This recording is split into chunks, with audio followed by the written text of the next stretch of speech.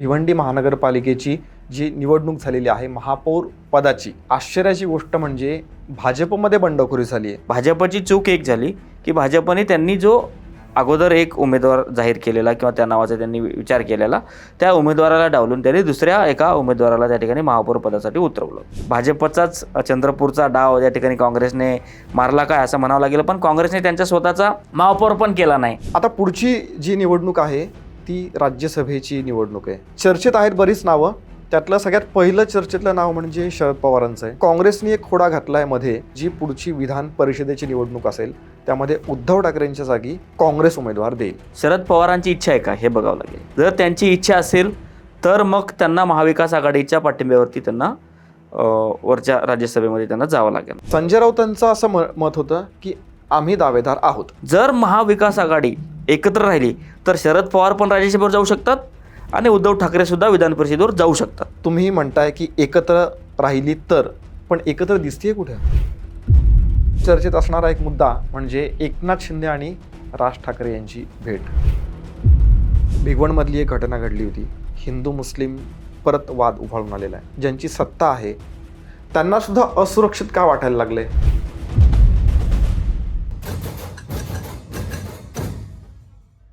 नमस्कार, political mood या आपल्या विशेष कार्यक्रमामध्ये आपल्या सगळ्यांचं स्वागत. राजकारणातल्या ट्रेंडिंग घडामोडींवरती किंवा टॉपिक्सवरती आपण आपल्या या विशेष कार्यक्रमामध्ये चर्चा करत असतो आणि सविस्तर विश्लेषण करत असतो. मागच्या आठवडाभरामध्ये ज्या काही घडामोडी घडलेल्या आहेत, मग त्यामध्ये सगळ्यात चर्चेत असलेली घडामोड म्हणजे राज्यसभेची निवडणूक. महाराष्ट्रातून राज्यसभेवरती कोणकोणते नेते जाऊ शकतात असा एकूण सध्या चर्चेचा विषय आहे. तो आपल्या आजच्या कार्यक्रमामध्ये असणार आहे. त्याशिवाय भिवंडी महानगरपालिकेमध्ये महापौर पदाची निवड ही झालेली आहे, चर्चेत असलेला मुद्दा आहे. आणि मग त्याशिवाय अजून एकनाथ शिंदे असतील आणि राज ठाकरे यांची भेट असेल, तो सुद्धा माध्यमांमध्ये एक चर्चेत असलेला विषय आहे. त्याशिवाय इतरही काही घडामोडी आहेत. या सगळ्या विषयावरती आपण आपल्या आजच्या कार्यक्रमामध्ये सविस्तर विश्लेषण करणार आहोत.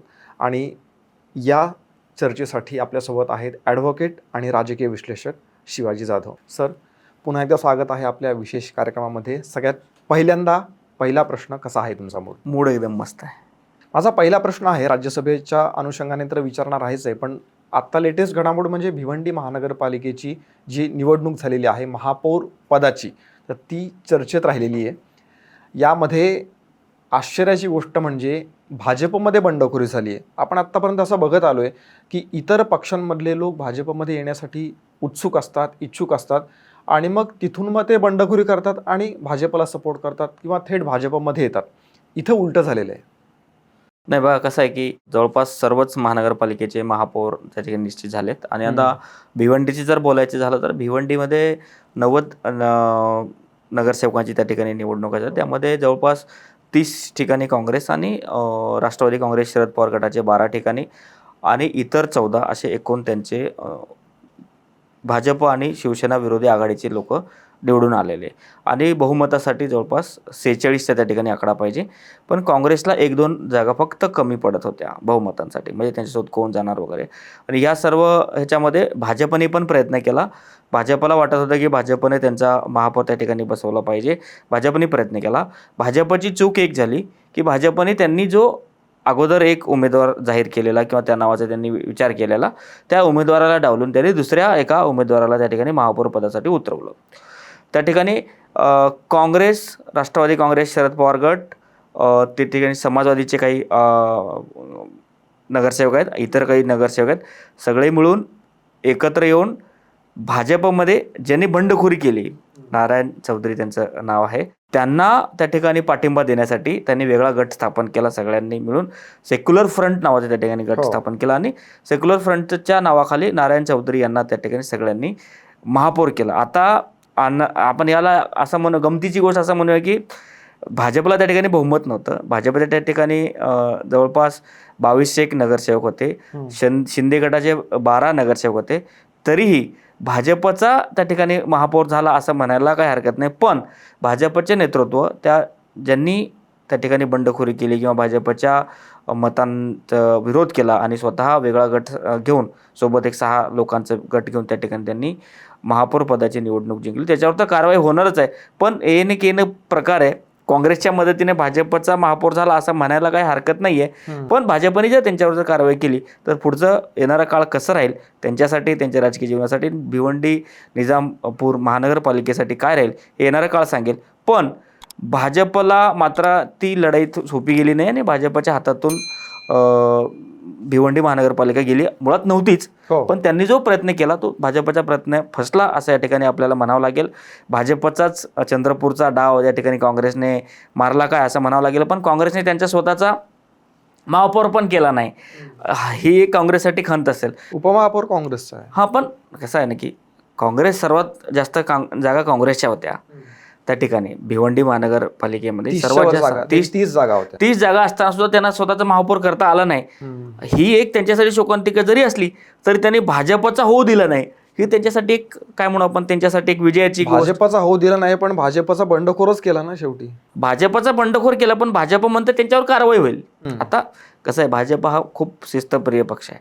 भाजपमध्ये जो कोणी बंड करेल, भाजपच्या विचाराशी जो कोणी प्रार्थना काय म्हणू आपण त्याला, भाजपच्या विचारांची प्रतारणा करेल किंवा जो कोणी विरोध करेल त्यांना भाजप योग्य राजकीय शिक्षा देते.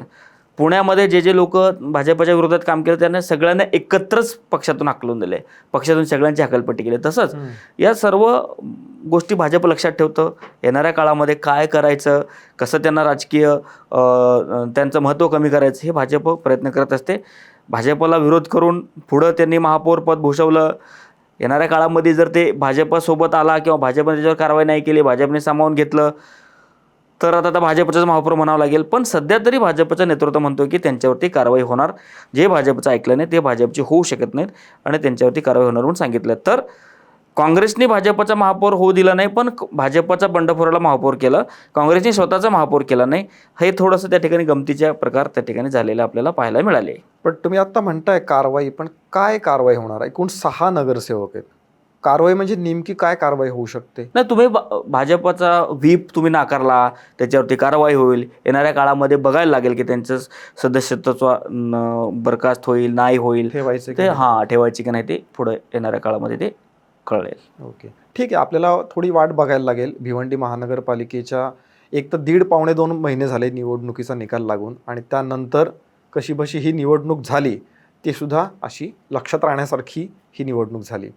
आता पुढची जी निवडणूक आहे ती राज्यसभेची निवडणूक आहे. महाराष्ट्रातून एकूण 7 जागा आहेत आणि 7 सदस्य निवृत्त होतील आणि नवीन 7 सदस्य त्या ठिकाणी निवडून जातील. चर्चेत आहेत बरीच नावं. त्यातलं सगळ्यात पहिलं चर्चेतलं नाव म्हणजे शरद पवारांचं आहे. आता महाविकास आघाडीमधल्या ज्या काही उणीदुणी आहेत किंवा जे त्यांचे विचार पटत नाहीत ते पुन्हा एकदा समोर आलेलं आहे. ते कसं बघा की राज्यसभेवरती जर का शरद पवारांची नेमणूक झाली, म्हणजे असं ठरलं की शरद पवारांना पाठवायचं, तर काँग्रेसने एक खोडा घातला आहे मध्ये की जर शरद पवार राज्यसभेवरती निवडून गेले तर जी पुढची विधान परिषदेची निवडणूक असेल त्यामध्ये उद्धव ठाकरेंच्या जागी काँग्रेस उमेदवार देईल. नाही बघा काय की सर्वप्रथम आपण जर विचार केला तर शरद पवारांची इच्छा आहे का हे बघावं लागेल. हां, राज्यसभेत जायची त्यांची इच्छा आहे का हे बघावं लागेल. जर त्यांची इच्छा असेल तर मग त्यांना महाविकास आघाडीच्या पाठिंब्यावरती त्यांना वरच्या राज्यसभेमध्ये त्यांना जावं लागणार आहे. पण दादांच्या दुर्दैवी अपघाताच्या पूर्वी त्यांच्या बैठका सुरू होत्या, विलिनीकरणाचा विचार चालू होतं. जरी दादांनी नाही बोललं तरी दादांच्या मृत्यूनंतर ह्या सगळ्या लोकांनी दादांच्या निधनानंतर या सगळ्या लोकांनी सांगितलं की विलिनीकरणाचा विचार नव्हता. काही लोक असं म्हणतात की जर राष्ट्रवादी शरद पवार गट जर सरकारमध्ये जाणार असेल तर शरद पवार हे राजकीय आयुष्यातून निवृत्त होतील, सुप्रिया सुळेंना पुढे करतील, सुप्रिया सुळे NDAमध्ये जातील, केंद्रामध्ये मंत्रिपद वगैरे मिळवतील आणि खाली रोहित पवार, जयंत पाटील आणि त्यांचे जे काही नेते आहेत ते सरकारमध्ये स्थापन होतील, सामील होतील. जेणेकरून काय आहे की शरद पवार हे पुरोगामी विचारांचे आहेत, ते NDA सोबत जाणार नाहीत, अशी जी विचारधारणा आहे त्यांच्यासोबत असलेली, आता ते जर पुन्हा हयात असताना किंवा राजकीय सक्रिय असताना जर ते पुन्हा NDA सोबत जर आले तर त्यांची जी काही विचार, त्यांची जी काही प्रतिमा होती, त्यांची जी काही काय म्हणू आपण त्याला इमेज होती सेक्युलर असल्याची, डाऊन होण्याचे चान्सेस त्यामुळे चान्सेस. म्हणून सक्रिय राजकारणापासून निवृत्त व्हायचं आणि मुलींना पुढं करायचं आणि मग एनडीएमध्ये जायचं, असं एकंदरीत प्रकार आहे. जर त्यांची इच्छा नसेल राज्यसभेवर जायची तर आता राज्यसभेवर जाण्यासाठी त्यांना एक राज्यसभा सदस्य जाण्यासाठी आता सध्या 36 लोकांची मताची गरज आहे, म्हणजे 36 आमदाराची गरज आहे. आणि महाविकास आघाडी एकूण जर आपण बघितलं तर जवळपास 49 काहीतरी त्यांचे आहेत.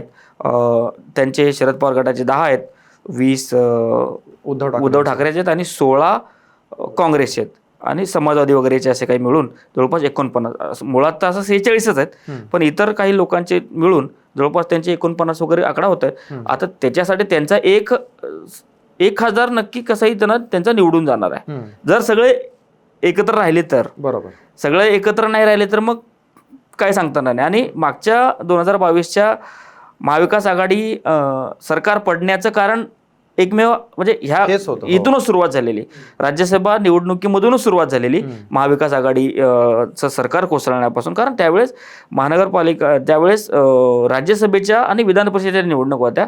राज्यसभेच्या निवडणुकीत जात असताना भाजप आणि शिवसेनेकडे बहुमत नसताना त्यांनी एक अधिकचा खासदार निवडून आणला होता.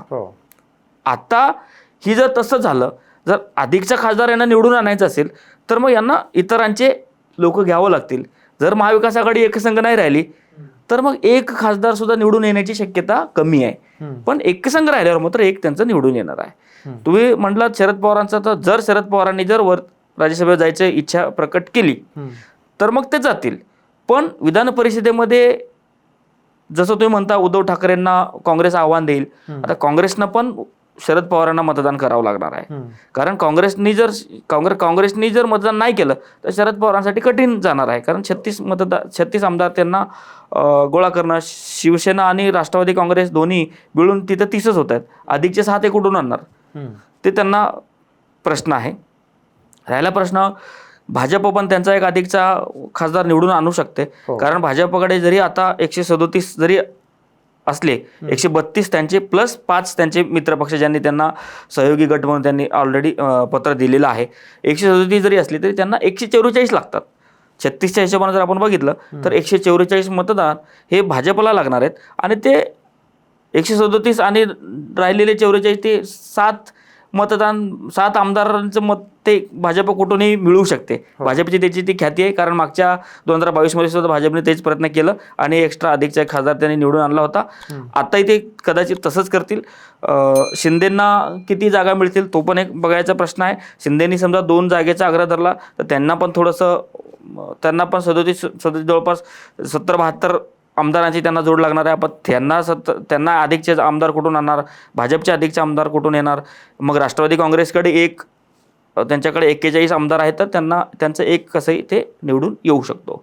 पण शरद पवारांची काय इच्छा आहे याच्यावरती महाविकास आघाडीची गणिते पुढे आपल्याला. पण एकूण शरद पवारांचं सगळं आत्तापर्यंतचं बघितलं तर असं वाटतं की शरद पवारांना काही लढण्याची फारशी इच्छा नाही आहे. आणि आता तुम्ही जी शंका बोलून दाखवली की जर काँग्रेसने किंवा इतर कुठल्या पक्षाने तेवढा जर सपोर्ट नाही केला आणि चुकून जर का मतं कमी पडले आणि पराभव झाला तर ते त्यांच्यासाठी सुद्धा चांगलं नसेल ना. बरोबर ना. बघा, वयाच्या उतार वयामध्ये आता किती जरी म्हटलं तरी माणसाचं शरीर आणि तब्येत ह्या गोष्टीकडे बरोबर बघावंच लागणार आहे.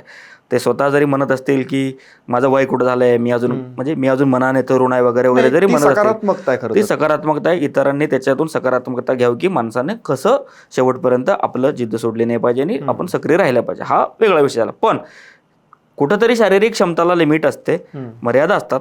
त्या मर्यादा अजून पुढे ते राज्यसभेत जातील, सभागृहात जातील, बोलणं होईल का, त्यांना अटेंडन्स होईल का, बरं त्यांच्यापेक्षा जास्त वयाचे पण सदस्य आता राहून गेलेत किंवा आहेत सुद्धा. असं काही नाही किंवा जास्त वय असलेले लोक सदस्य असू शकत नाहीत किंवा ते आवडतात असं नाही. जर त्यांना जायचं असेल, राज्यसभेवर जायचं असेल तर काय असतं की एखादी राजकीय माणसाकडे पद असणं ते खूप महत्त्वाचं असतं. आता शरद पवारांना तर त्या पदाची गरज आहे या वयामध्ये असं मला वाटत नाही. तरीही जर दोन्ही पक्ष एकत्रित ठेवून जर त्यांना जर पुढं चालायचं असेल, विलिनीकरण पुढं झालं असेल तर कोणीतरी एक वरिष्ठ माणूस आपल्याला मार्गदर्शन करायला लागेल. तर बाबा मग घरी बसून कसं, तर मग राज्यसभेवर सदस्य होऊन तुम्ही दोन्ही पक्षाला मार्गदर्शन करा. येणाऱ्या काळामध्ये जर विलिनीकरण झालं तर ह्या सगळ्या गोष्टी पुढे येणार आहेत. विलिनीकरणाचा जर प्रश्न आला तर शरद पवार मात्र राज्यसभेवर जाण्यासाठी तयार होतील किंवा त्यांना हे सगळे लोक होऊन आग्रह धरतील की तुम्ही राज्यसभेवर जा. जर शरद पवार जर इकडे आले तर मग त्यांना महाविकास आघाडीला एकत्र येऊन त्यांना सगळ्यांनी मतदान करावं लागेल. आणि 36 वगळून जे काही राष्ट्रवादी काँग्रेसचे अजित पवार गटाचे जे काही उरलेले मतदान असतील ते कदाचित शरद पवारांना करू शकतात. जर आपण दोन्ही पक्ष एकत्र येणार असतील तर आपण जर तरच्या गोष्टी आपण बोलतोय. हा नाही, आपण जर तरच्या आता विलिनीकरण हा विषय सुद्धा आता खूपच चघळला जाणारा विषय आहे आपल्या मीडियामध्ये.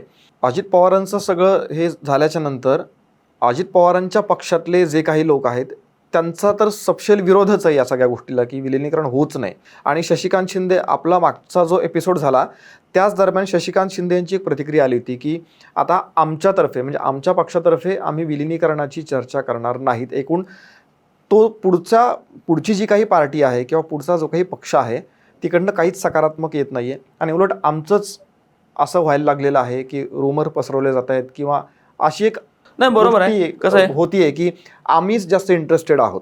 दादांच्या निधनानंतर त्या शरद पवार गटाकडून अतिशय जोरदार प्रमाणे या गोष्टी चर्चा करण्यात आल्या. आत्ता मागच्या काही दिवसांपासून या सगळ्या चर्चा थांबलेत.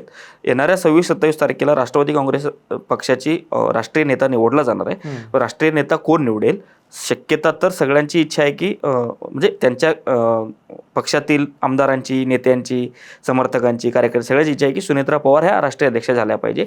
आता त्या राष्ट्रीय अध्यक्ष झाल्यानंतर पुढं विलिनीकरण करायचं का नाही करायचं हा सगळा निर्णय उपमुख्यमंत्री सुनेत्रा पवार घेणार आहेत. त्यामुळं आता तुम्ही जसं म्हणता शशिकांत शिंदे यांनी सांगितलं, आता बोलून पण उपयोग नाही ना. या गटाकडून असं बोलणं जाते की विलिनीकरण झालं तर आम्हाला NDAमध्येच राहावं लागेल.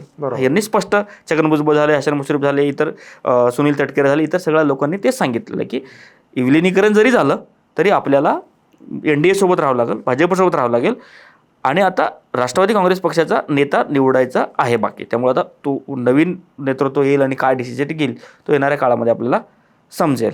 तुम्ही शरद पवारांचं राज्यसभेचं आत्ता सांगितलं, त्यालाच जोडून एक मला प्रश्न विचारायचा होता की आता शिवसेना उद्धव बाळासाहेब ठाकरे या पक्षाचे सदस्य उद्धव ठाकरे आत्ता आहेत विधान परिषदेमध्ये. भविष्यामध्ये जर का हा वाद उफाळला गेला की शरद पवार आता जाणारच आहेत राज्यसभेवरती, असं ठरलं की आता शरद पवारांना राज्यसभेवरती पाठवायचं आहे, तर मग काँग्रेसनीच म्हटलेलं आहे की आता आम्ही उद्धव ठाकरेच्या जागी आमचा उमेदवार आम्हाला तिकडे पाठवायचा आहे. एकतर उद्धव ठाकरेंच्या पक्षातलं आत्तापर्यंत म्हणजे त्यांच्या घराण्यातलं कोणी गेलेलं नाही आहे विधानसभा किंवा विधान परिषदेमध्ये. मला वाटतं उद्धव ठाकरे पहिलेच असतील, आदित्य ठाकरे आणि आता उद्धव ठाकरे समजा. नाही बा काय आता की संजय राऊतांचं असं मत होतं की आम्ही दावेदार आहोत. नाही बा कसं आहे, दावेदार त्यांच्याकडे 20 जागा आहेत. हो, ज्यावेळेस विधान परिषदेच्या जागा रिक्त होतील, किती जागा रिक्त होणार आहेत याच्यावर सगळ्या गोष्टी अवलंबून आहेत. समजा 5 ते 6 जागा त्या ठिकाणी रिक्त होणार असतील तर मग त्या 5 ते 6 एकूण आमदारांची संख्या भागिले जेवढ्या विधान परिषदेच्या जागा निघणार आहेत प्लस 1 असं त्या ठिकाणी त्याचं सूत्र असतं. आता जर त्यावेळेस 25, 26, 27 जागा जर लागणार असतील किंवा 30 जागा लागणार असतील एक विधान परिषदेवर जाण्यासाठी, 30 आमदारांची, 31 आमदारांची किंवा 27-28 आमदारांची जागा संख्या लागत असेल तर उरलेले आमदार ठाकरे सेना कुठून आणणार आहे, तो पण प्रश्न आहे. त्यासाठी जर महाविकास आघाडी एकत्र राहिली तर शरद पवार पण राज्यसभेवर जाऊ शकतात आणि उद्धव ठाकरे सुद्धा विधान परिषदेवर जाऊ शकतात. एकत्र राहिलं तर हे जर तरच्या गोष्टी तेच मला विचारायचे की महाविकास आघाडी ही लोकसभेमध्ये दिसली होती आपल्याला काही प्रमाणात, विधानसभेमध्ये काय त्यांचे वाद झाले आपल्याला माहिती आहेत, जागा वाटप शेवटपर्यंत रेंगाळलं आणि त्याचा परिणाम काय आहे आपल्या समोर आहे. त्यानंतर ज्या कुठल्या निवडणुका झाल्या, महानगरपालिकेच्या असतील, नगरपंचायती, नगरपरिषद असेल किंवा पंचायत समिती, जिल्हा परिषद, सगळ्याच निवडणुका त्यात कुठेच महाविकास आघाडी नव्हती. आता तुम्ही म्हणताय की एकत्र राहिली तर, पण एकत्र दिसतीये कुठं? नाही काय आहे की दादांच्या निधनानंतर ज्या काही चर्चा सुरू झाल्या, दोन्ही राष्ट्रवादीचे विलिनीकरण होईल, शरद पवार निवृत्त होतील आणि दोन्ही राष्ट्रवादी विलिनीकरण झाल्यानंतर NDAमध्ये येतील, केंद्रामध्ये सुप्रिया सुळे मंत्री होतील, राज्यामध्ये इतर राष्ट्रवादी शरद पवार गटाचे लोक मंत्री होतील. ह्या सगळ्या चर्चांना एक काउंटर म्हणून संजय राऊतांनी एक गुगली टाकली की जर शरद पवार राज्यसभेवर जाणार असतील तर आमचा त्यांना पाठिंबा आहे. म्हणजे त्यांनी इनडायरेक्टली विचारलंय शरद पवारांना की तुम्ही एनडीए सोबत जाणार आहेत का? जाणार नसाल तर राज्यसभेवर जा, आमच्या आम्ही सोबत आहेत. पक्षातर्फे म्हणजे हे सगळं सपोर्ट केला जाणार. हा, हे सगळं कसं आहे ना, की एखाद्या राजकीय नेत्यांना कोड्यात टाकणं, त्यांच्याकडून उत्तर काढून घेणं, त्यांना मग त्यांच्यावर एक डाव टाकणं, हा प्रकार आहे. आता शरद पवारांना 2 गोष्टी सांगणं अपेक्षित आहे. नाही, आता पक्ष विलीनीकरण होणार आहे, आमचे लोक एनडीएमध्ये जाणार आहेत, एक, किंवा होय मला राज्यसभेवर जायचंय आणि मला तुमची मदत हवी. ह्या 2 गोष्टी आहेत. त्यामुळे असंच कुणीच कोणालाही उठून तुम्ही राज्यसभेवर जा असं म्हणू शकत नाही ना. ह्याच्या मागे पण राजकीय काही खिळी दडलेल्या आहेत, की तुम्ही जाणार आहात का एनडीए सोबत का नाही, हा तो एक प्रश्न आहे. शिवसेनेकडून राष्ट्रवादी काँग्रेस शरद पवार गटाला हा प्रश्न आहे की तुम्ही एनडीए सोबत जाणार आहेत का नाहीत. तर जाणार नसाल तर राज्यसभेवर जा, आम्ही तुम्हाला मतदान करू. तर जाणार असाल तर तसं सांगून द्या की आम्ही एनडीए सोबत जाणार आहेत. हे सगळं आता जरी राजकीय घडामोडी कमी घडत असल्या तरी मग एकमेकांवर खेळी चालूच आहेत. हो, जसं आता शिवसेनेच्या राज्यसभेच्या खासदार कोण आहेत? प्रियंका चतुर्वेदी. आता 36 मतदान त्यांना लागणार आहेत. आता शिवसेनेकडे 36 जागा आहेत का? नाही. आणि प्रियंका चतुर्वेदी यांना स्वतःला सुद्धा माहिती आहे की आता माझी निवड शक्य नाही, कारण तेवढे आमच्याकडे संख्याबळ नाही. मग आता राहिलेले 20 कुठे आहेत? मग त्या 20च्या हवाल्याने शरद पवारांच्या मनामध्ये काय चालू आहे किंवा शरद पवारांच्या राष्ट्रवादीमध्ये काय चालू आहे हे काढून घेण्यासाठी संजय राऊतांनी टाकलेली ती गुगली आहे. शरद पवार गटाकडून स्वतः शरद पवार होते आणि फौजिया खान, काँग्रेसकडून आपल्या रजनी पाटील होत्या, भाजपकडून भाजपच्या कोट्यातून धैर्यशील पाटील आणि रामदास आठवले आणि भागवत कराड, एवढे लोक होते. एवढ्या लोकांची जागा रिक्त होत आहेत. आता शरद पवारांना जर जायचं नसेल त्या निर्णयावरूनच कळेल की महाविकास आघाडी एकसंघ आहे का नाही. ही सगळी राजकीय खेळी आहे आणि संजय राऊतांनी अतिशय चांगल्या पद्धतीने तो प्रश्न त्या ठिकाणी राष्ट्रवादीच्या कोर्टामध्ये टाकलेला आहे. बरोबर आहे, पण संजय राऊतांना हेही माहीत असायला पाहिजे किंवा असेल कदाचित की आपण कितीही राजकीय गुगल्या टाकल्या तरी शरद पवार यांचा हात आपण धरू शकत नाहीत. ते तर खरंच आहे, पण त्याच्यानं त्यांचं समाधान होईल की अरे आता यांची पुढची दिशा काय. येस, कारण निवडणूक आता फार लांब नाही ना. 16 मार्चलाच सगळ्या खासदारांच्या निवडणूक होणार आहे. 16 मार्चलाच मतदान आहे, 5 नंतर त्याचं काउंटिंग पण होणार आहे. बरोबर. आता अजित पवारांच्या पक्षाचा एक विषय आहे, पार्थ पवार की जय पवार. सुनेत्रा पवार यांनी अजून राजीनामा दिलेला नाहीये. आता ह्या ज्या 7 जागा आहेत प्लस 1 म्हणजे अशा 8 जागांसाठी खरं तर निवडणूक होणं अपेक्षित होतं. म्हणजे उपमुख्यमंत्री म्हणून शपथ घेतल्याच्या नंतर सुनेत्रा पवार यांनी समजा राजीनामा दिला असता तर एकूण 8 जागा राहिल्या असत्या. आता काय आहे ना की कुठल्याही सभागृहाचे सदस्य नसताना किंवा एखाद्या 6 महिन्याच्या आत त्यांना किंवा मंत्रिपदाची शपथ घेत असताना 6 महिन्याच्या आत दोन्हीपैकी एका सभागृहाचा सदस्य व्हावं लागतं. ऑलरेडी सुनेत्रा पवार या राज्यसभेच्या सदस्या होत्या, त्यांनी टॅक्टिकली आहेत. हां, तर त्यांनी राजीनामा दिला असता तर तुम्ही म्हटलं तसं 8 जागा रिक्त झाल्या असता आणि 288 भागिले 8 36चा आकडा कमी झाला असता.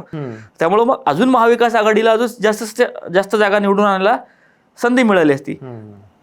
त्या सगळ्या गोष्टीमध्ये सुद्धा, एवढ्या सगळ्या दुःखामध्ये सुद्धा ह्या सगळं डोकं कोणी लावलं असेल की राजीनामा द्यायचा नाही द्यायचा, दिलं तर काय होईल, नाही दिलं तर काय होईल. बघा, म्हणजे हा आश्चर्याची गोष्ट आहे की सगळं महाराष्ट्र दुःखात असताना, सगळे लोक हळहळ व्यक्त करताना या लोकांचे राजकीय गणिते किती मजबूत असतात, या लोकांचे राजकीय गणिते किती चांगले असतात की यार 8 लोकांची जागा रिक्त झाल्यावर लोकांना जास्त चान्स मिळेल. बरं, असंही होऊ शकते की त्यांनी हा विचार पण केला नसेल, बघूया आधी शपथ घेऊया, 6 महिन्याचा टाइम आहे, असं पण होऊ शकतं. जर यांनी राजकीय दृष्ट्या जाणीवपूर्वक जर यांनी राजीनामा दिला नसेल तर मग किती मोठी खेळी आहे.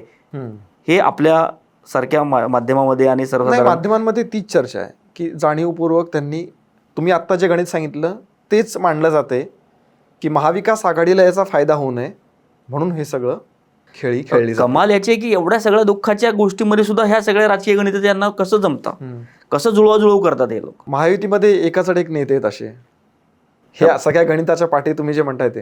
हां, पण आता त्यांच्या कोट्यातून एक खासदार जाईल. साधारणतः पार्थ पवाराचं नाव घेतलं जात आहे. समजा दोन्ही गटाकडून विलिनीकरण झालं तर निर्विवादपणे शरद पवार जातील त्याला काही हे नाही आहे. शरद पवारांची इच्छा असेल तर ते दोन्ही गटाच्या कडून जातील. जर नसेल तर पार्थ पवाराची त्या ठिकाणी निवड निश्चित मानली जाते. सुनेत्रा पवार उपमुख्यमंत्री आणि राष्ट्रीय अध्यक्ष होतील आणि पार्थ पवार राज्यसभेवर जातील, असं एकंदरीत चित्र आहे. पण आता अजून वेळ आहे त्या गोष्टीला. अजून पुढचे सूत्र काय हालतील काय सांगता येत नाही. नाही, पण पार्थ पवार यांना कसा सपोर्ट मिळेल? कारण भाजपला घोटाळेबाज लोक चालत नाहीत. भाजपाने मागे सुद्धा आपण चर्चा पण केली होती की नवाब मलिकांना विरोध केला होता विधानसभेच्या वेळेला काहीतरी, आणि त्यानंतर आत्ता ज्या वेळेला निवडणूक प्रचाराचं मुंबईतलं महानगरपालिकेचं यांना दिलं होतं अजित पवारांनी नवाब मलिकांना, त्यावेळेला सुद्धा विरोध केला होता. तर आता पार्थ पवार भलेही त्यांचा घोटाळा, मुंढवा जमीन प्रकरणातला घोटाळा अजून उघड झालेला नसला तरी सुद्धा नाव त्याच्यामध्ये आहे. तर अशा वेळेला अशा वादग्रस्त व्यक्तीला राज्यसभेवरती पाठवणं आणि या सगळ्या प्रोसेसला भाजप कितपत सकारात्मक घेईल?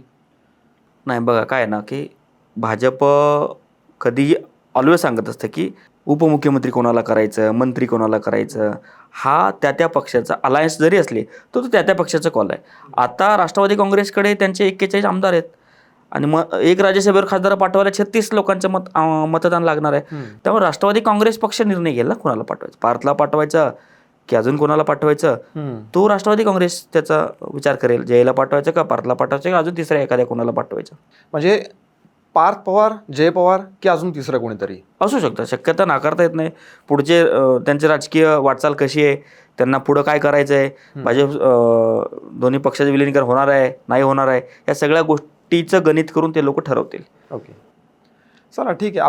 आपल्यालाही थोडंसं बघायला लागेल की काय होतं राजकारणामध्ये, आणि पार्थ पवार असेल की जय पवार असेल की शरद पवार आणि अजून कोणीतरी असेल, त्यांचंच ठरत नाही तर आपण इथं चर्चा करून त्यातून काय निष्कर्ष निघणार आहे हाही मुद्दा आहेच आहे.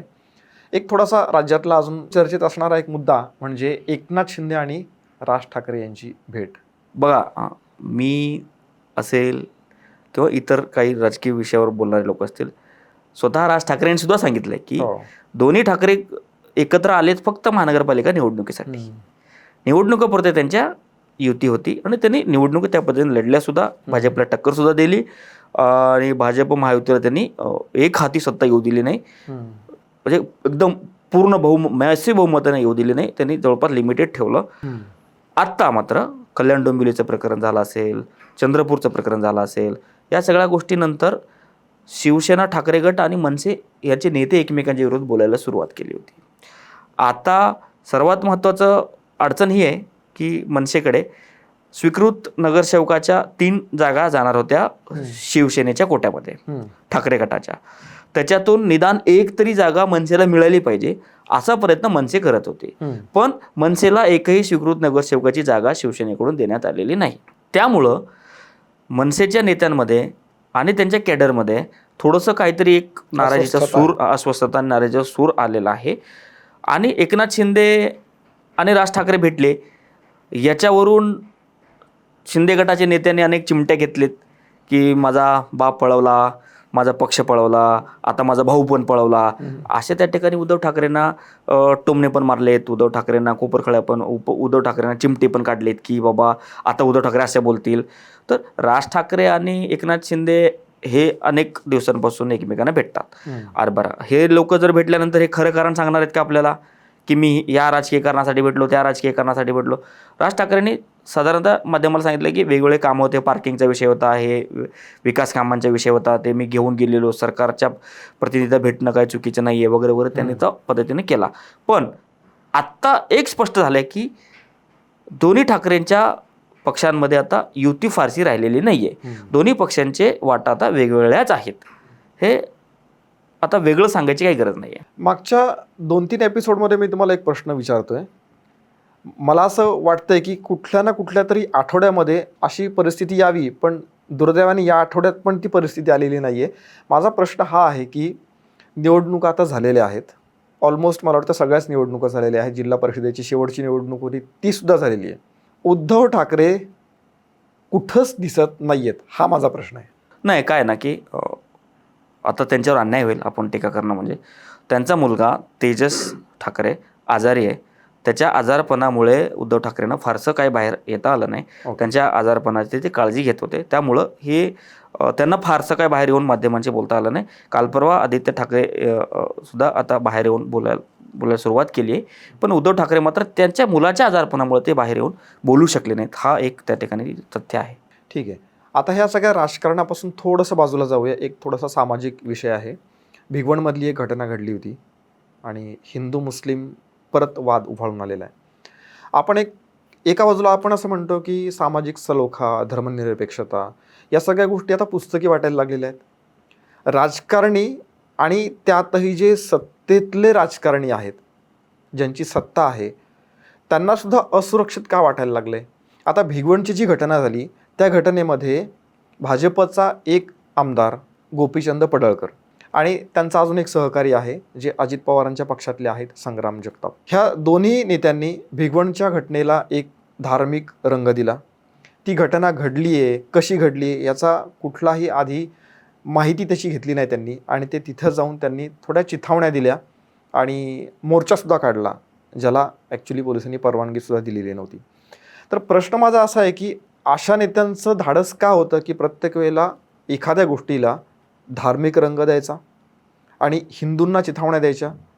सरकार तर तुमचंच आहे ना, मग तुम्हाला चिथावण्या देण्याची गरज का पडते? नाही, बरोबर आहे. काय आहे की आता हा नेमकं प्रकरण आपल्याला समजून घ्यायला लागेल. त्या प्रकाराचा तपास सुरू आहे. तपासाच्या दरम्यान जी मुलगी त्या मुलासोबत पळून गेली आहे, तिचं व्हिडिओ स्टेटमेंट आलं आहे. ती स्वतः म्हणते की मी माझ्या मर्जीने केलं आहे, आमचे प्रेम संबंध होते आणि माझ्यावर काही दबाव नाही आहे, ही तिचं म्हणणं आहे. बरं, ही तिचा व्हिडिओ कधी आला? ज्यावेळेस ह्या सगळ्या आंदोलन मोर्चे झाल्याच्या नंतर किंवा ज्या दरम्यान ह्या सगळ्या गोष्टी सुरू होत्या. बरं, गोपीचंद पडळकर यांना त्यांच्यापैकीच कोणीतरी सांगितले असेल की आमची मुलगी पळाली किंवा आमची मुलगी सापडत नाही आहे किंवा आमची मुलगी फलाण्यांसोबत गेली आहे. कसं आहे की एखाद्या नेत्याला, एखाद्या आमदाराला एखादी गोष्ट त्याच्यापर्यंत पोचल्याशिवाय ते लोक रिॲक्शन करणार नाहीत. एक जरी, आणि हा त्यांच्यासाठी हा पहिला मुद्दा नाही आहे आणि ते हिंदू समाजासाठी, हिंदू लोकांसाठी ते मागच्या 2 वर्षापासून ते लोक काम करत आले आहेत. ते काम करत आहेत, आक्रोश मोर्चे काढतायत, वेगवेगळ्या ठिकाणी जाऊन लोकांना जागरूक करण्याचा प्रयत्न करतायत. त्यांचा प्रयत्न असा असतो की प्रेम संबंधाला आमचा विरोध नाही, तुम्ही बळजबरी केअर करू नका, तुम्ही धर्मांतरण करू नका. आज ज्या मुलीनं सांगितलं की मी माझ्या मर्जीने गेले, माझा प्रेमसंबंध होता आणि माझ्यावर कोणाचा दबाव नाही आहे, बरोबर. उद्या चालून तिने लग्न करेल किंवा ती केलंही असेल. आता मी या व्यवसायातला असल्यामुळे मला ह्या सगळ्या गोष्टी माहिती आहेत की मुलगी पळून गेल्यानंतर घरचे लोक कुठं तक्रार करतात, कशी तक्रार करतात, मग पोलिसांवर काय काय दबाव येतात, मग पोलिसांचा तपास कसा करतात, ह्या सगळ्या गोष्टी मला माहिती आहे आणि मला माझ्यासमोर अशा अनेक गोष्टी घडत आलेल्या आहेत. या माझ्या अनुभवानं मी सांगतो की जोपर्यंत मुलींचे घरचे लोक तक्रार देत नाहीत तोपर्यंत पोलीस तक्रार घेत नाहीत, पोलीस तपास सुरू करत नाहीत. पोलिसांना कसं कळलं की माझी मुलगी गेली आहे? एखाद्या घरातली मुलगी गेली आहे, त्याच्या आईला, त्याच्या बापाला, त्याच्या भावाला, त्याच्या नातेवाईकाला प्रश्न पडतो की माझी मुलगी चुकीच्या ठिकाणी तर गेली नाही का, माझ्या मुलीचं कसं होईल.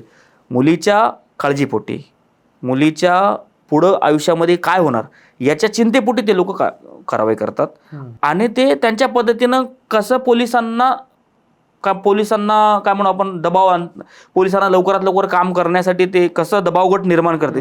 त्यासाठी संग्राम जगताप असतील, नितेश राणे असतील, गोपीचंद पडळकर असतील, असे जे लोक काम करत आलेत किंवा करतात त्या लोकांना त्यांनी संपर्क केला असेल.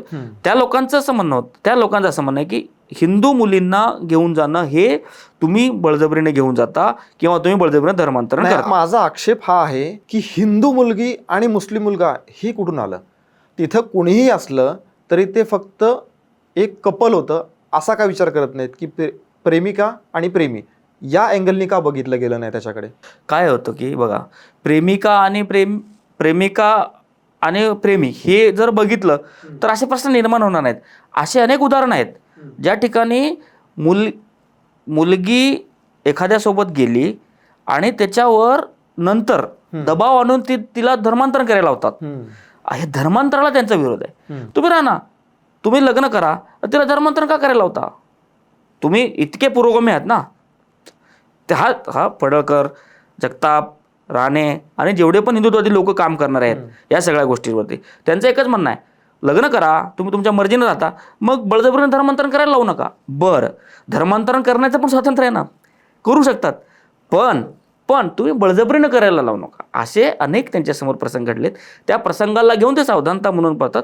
पण आता कुठंतरी ह्या गोष्टीचा जर त्या मुलीनं समोर येऊन सांगितलं ना, तर माझ्यावर कोणाचा दबाव नव्हता, मी मेजर आहे, मला संज्ञान आहे, मी माझ्या मर्जीने गेले, आमचं प्रेमसंबंध होतं, आम्ही लग्न करणार आहोत किंवा केलं, तर विषय सोडून द्यायचा.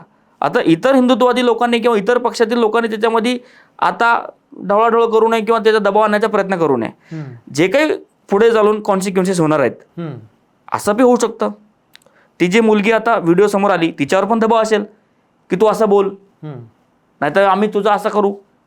दोन्ही पण शक्यता आहेत ना. ती मुलगी फ्री माइंडने बोलते हे पण आपल्याला सांगता येणार नाही.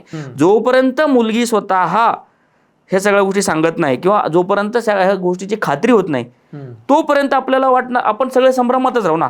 ती मुलगी मनातून पण म्हणत असेल किंवा मुलीवर दबाव पण असेल. नाही, गमतीची गोष्ट ही आहे, म्हणजे संताप आणणारीच आहे खरं तर, गमतीची नाही म्हणता येणार, की पोलीस तपास सुरू आहे. त्याच्यातली एक गोष्ट महत्त्वाची आहे, ती म्हणजे त्यांचं चॅटिंग. आता ते काहीतरी जवळ शेजारी राहत होते की समोरासमोर राहत होते असं काहीतरी आहे, आणि त्या मुलीचे आणि मुलाचे चॅटिंगसुद्धा मागच्या वर्षभरापासूनचे आहेत असं एक बातमी होती. आता हे सगळं चालू असताना हा शोध कोणी लावला की अपहरण केलंय किंवा मिरचीची पूड टाकली. आता तिथं जे सीसीटीव्ही भर चौकात ही सगळी घटना घडली. नाही, काय असतं की ज्या वेळेस एखाद्या घरातून मुलगी जाते, एखाद्याची बहीण, एखाद्याची मुलगी, एखाद्याचं नातेवाईक जातो ना, त्यावेळेस त्यांना तक्रार देताना प्रत्येक वेळेस 100 पैकी 99 वेळेस अपहरणाचीच केस दाखल होत असते. जरी मर्जीने गेलं, आईला माहित आहे की फलाण्या मुलासोबत गेली आहे, बाबाला माहित आहे फलाण्या मुलासोबत गेली आहे, तरीही त्यांना प्रोसिजर म्हणून पोलीस स्टेशनमध्ये अपहरणाचीच केस करावी लागते. ही मी त्या प्रोफेशनमधला आहे, मला माहीत आहे म्हणून मी सांगतोय. अपहरणाची केस दाखल करतात आणि मग पोलीस तपास करतात. हे तुमच्या आमच्या बाहेरच्या लोकांनी नाही सांगितले गोष्टी, हे FIR मधल्या गोष्टी असतात. हे FIR मध्ये ज्या गोष्टी आहेत ना, त्याच गोष्टी बाहेर येत असतात. गोपीचंद पडळकर जतला राहतात, आटपाडीला राहतात, त्यांना नाही कळालं की अपहरण झालं का नाही झालं, मर्जीने गेली की नाही गेली. त्यांना त्या FIR नुसार माहिती गेलेली असणार. मग त्या FIRच्या संदर्भाने ते लोक येतात आणि त्या पद्धतीने काम करतात इकडे. तसं आहे गोष्ट. आता पोलिसांनी सांगितलं पाहिजे की हा अपहरण होता, आम्ही तपास केला, मुलगा मिळाला, मुलगी मिळाली, दोघेही सज्ञान आहेत, दोघेही लग्न मर्जीने करून घेतलेत. आता मग आईवडिलांनी पण त्यावर ठरणार होतं काहीतरी. आईवडिलांनी पण त्यावर आता हरकत काही घेऊ नये की नाही ठीक आहे आता आम्हाला मान्य झालं ते झालं. अशा ह्या सगळ्या गोष्टीच्या नंतर मग ह्या गोष्टी संपणार आहेत. उलट अशी अपेक्षा होती की गोपीचंद पडळकर किंवा इतर जे कोणी नेते आहेत, लोकप्रतिनिधी आहेत विशेषतः, त्यांनी उलट लोकांना असं आवाहन करायला पाहिजे होतं की हिंदू मुस्लिम जरी असले हे प्रेमी आणि प्रेमिका, तरी सुद्धा तुम्ही शांतता बाळगा. एवढं जर चौकशी सुरू असेल एखाद्या प्रकरणाची, तर तुम्ही सांगायला हवं होतं, आवाहन करायला हवं होतं शांततेचं. ह्यांनी उलट केलं. ह्यांनी हिंदूंवरती अत्याचार होत आहेत आणि लव जिहाद होत आहे आणि मग एकत्र या आणि हिंदू नाराज आहेत, हिंदू खतरे में आहेत वगैरे अशा प्रकारचं चिथावणी देणारं नाही. पण कसं काही वक्तव्य केलं त्याला माझा लोकप्रतिनिधींनी सदैव सलोख्याचीच भूमिका घेतली पाहिजे आणि सलोख्याचीच लोकांना सगळ्यांना त्या ठिकाणी दिशा दाखवली पाहिजे. या मताशी मी 100% सहमत आहे. पण तपासाअंती सगळ्या गोष्टी कळेल की काय झालेलं नेमकं. मुलीला इच्छा नाही गेलेली का बळजबरीने गेलेली, तो व्हिडिओ दिलेला, जो व्हिडिओ त्यांनी केला तो स्वेच्छेने केलाय का दबावाखाली केलाय, ह्या सगळ्या गोष्टी तपासाअंती आपल्याला लक्षात येतील. पण नुकसान मात्र त्या घरचं झालंय. जर त्यांना वाटत असेल किंवा आपण एवढे पुढारलेले पण काही लोक पुढारलेले पण आहेत की आता हिंदू मुस्लिम आता काही राहिलेलं नाही लोकांमध्ये. आता त्या गोष्टी अनेक आपण जर बघायला गेलो तर हिंदू मुस्लिम अनेक ठिकाणी सलोख्याने राहतात. असं काही नाही की मग तुम्ही मुसलमान झाले की तुम्ही वाईट आणि तुम्ही हिंदू असले की तुम्ही चांगले किंवा तुम्ही हिंदू असले की वाईट आणि अशा गोष्टी आता काही राहिलेल्या नाहीत. तरीही फक्त बळजबरीचा संबंध कुठे येऊ नये, मनात नसताना नाईलाज असतो त्याचा फायदा घेऊ नये, अशासाठी हे लोक प्रयत्न करत असतात. नाही, तेच मलाही तेच म्हणायचं होतं की पोलिसांचा पूर्ण तपास होईपर्यंत गोपीचंद पडळकर किंवा इतर जे कोणी लोकप्रतिनिधी आहेत त्यांनी शांततेचंच आवाहन केलं पाहिजे, तरच सलोखा कायम राहील. बरोबर. आज या निमित्ताने राजकीय असतील आणि सामाजिक असतील या सगळ्या विषयावर तुम्ही सविस्तर विश्लेषण केलं आणि इथं आलात त्याबद्दल धन्यवाद. प्रेक्षकांनो, आपल्या आजच्या पॉलिटिकल मूडच्या या कार्यक्रमामध्ये आपण इथंच थांबणार आहोत. पण तुम्हाला नेहमीची आठवण आहे की आमचे व्हिडिओ जर तुम्हाला आवडत असतील तर व्हिडिओला लाईक करा, शेअर करा, चॅनलला सबस्क्राईब करा. आपलं चॅनल आता मोठं होत आहे, तुमचाही सपोर्ट बऱ्यापैकी मिळतो आहे आम्हाला. 7च्या बातम्या असतील, पॉझिटिव्ह न्यूज, ज्या काही दिवसभरामध्ये आपण रोज निगेटिव्ह बघत असतो, निगेटिव्ह ऐकत असतो, पण आपल्या या 7च्या बातम्यांमध्ये आपण सगळ्या पॉझिटिव्ह बातम्यांचा आढावा घेत असतो.